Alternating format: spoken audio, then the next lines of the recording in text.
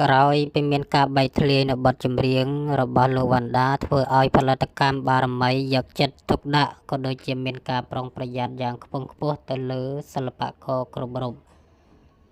បាទសូម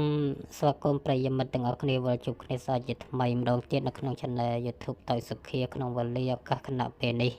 ថ្ងៃនេះខ្ញុំបានពំនាំក៏ដូចជានាំយកនៅអត្ថបទក៏ដូចជាសំណេរមួយចំនួនដើម្បី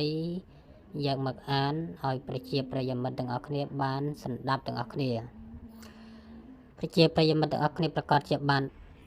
ពាក់ព័ន្ធក៏ដូចជាតេតិនទៅនឹងការបែកធ្លាយនៅបទចម្រៀងរបស់លោកវណ្ណដាដែលមិនទាន់បានចេញរួចរាល់ផងស្រាប់តែបទទាំងអស់នោះបានបែកធ្លាយទៅអញ្ចឹងផលិតកម្មបារមីក៏បានចេញជាលិខិតក៏ដូចជាធ្វើពាក្យបណ្ដឹងទៅកាន់ក្រសួងគេហៅថាក្រសួងវប្បធម៌និងវិចិត្រសិល្បៈណាដើម្បីការពារកិត្តិយសក៏ដូចជារក្សានៅបទចម្រៀងក៏ដូចជាស្វែងរកនៅជនទាំងឡាយណាដែលបាន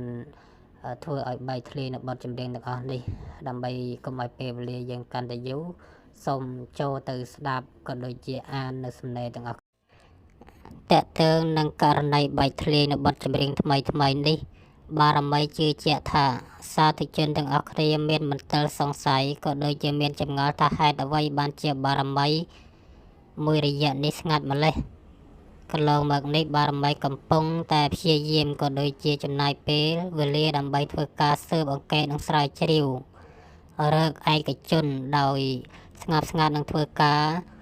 សូមអន្តរាគមន៍ពីសំណាក់ក្រសួងវប្បធម៌និងវិចិត្រសិល្បៈដើម្បីធ្វើការប្រមាលប្រមូលព័ត៌មានដែលពិតប្រាកដនិងត្រឹមត្រូវដើម្បី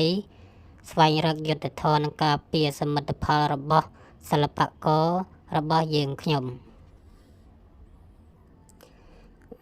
បើតាមច្បាប់ស្ដីពីសិទ្ធិអ្នកនិពន្ធនិងសិទ្ធិប្រហាក់ប្រហែលនិងអនុសញ្ញាទីក្រុងបែនស្ដីពីកិច្ចការពារស្នាដៃនៃអក្សរសាស្ត្រនិងសិល្បៈមកដល់ថ្ងៃនេះបារមីបានប្រមូលឯកសារក៏ដូចជាភស្តុតាងជាង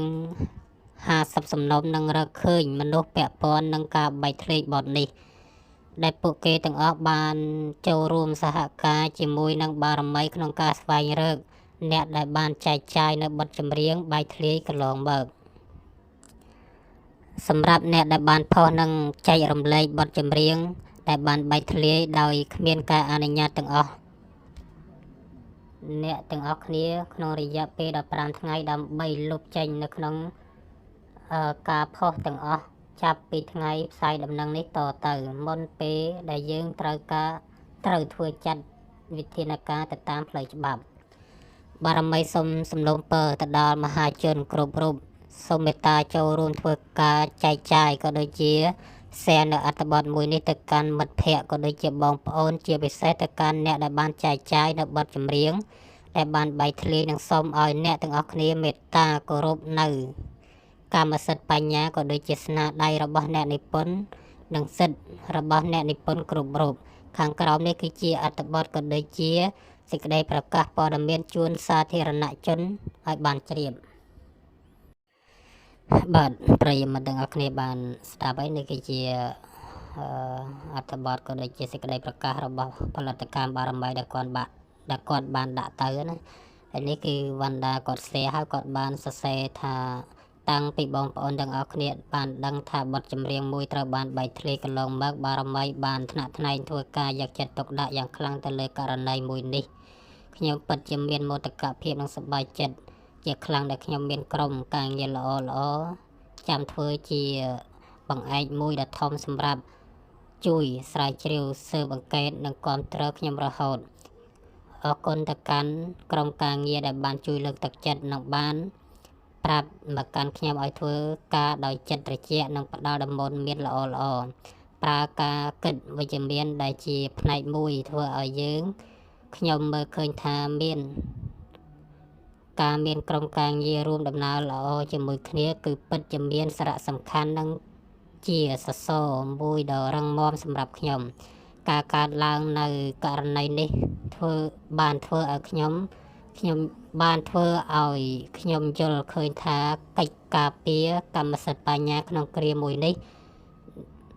គឺនឹងមិនត្រឹមតែមានការការពារស្នាដៃនិងកម្មសិទ្ធិរបស់ខ្ញុំតែម្នាក់នោះទេ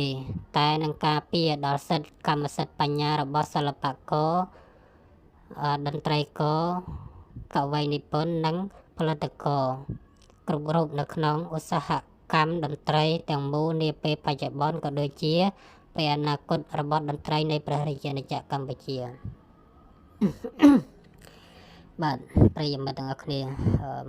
ខន្តីអធ្យាស្រ័យដោយសារការអានរបស់ខ្ញុំវាមិនច្បាស់ក៏ដូចជាមានការរអាក់រអួលត្រង់កន្លែងណាមួយសូមមេត្តាខន្តីអធ្យាស្រ័យភ័យទោសទាំងអស់គ្នាហើយបើសិនជាបងប្អូនដែលមិនទាន់បានចុច Subscribe Channel YouTube របស់ខ្ញុំបាទសូមបន្តជួយចុច Subscribe ម្នាក់មួយដើម្បីទទួលបាននៅវីដេអូថ្មីៗជាបន្តទៅទៀតហើយ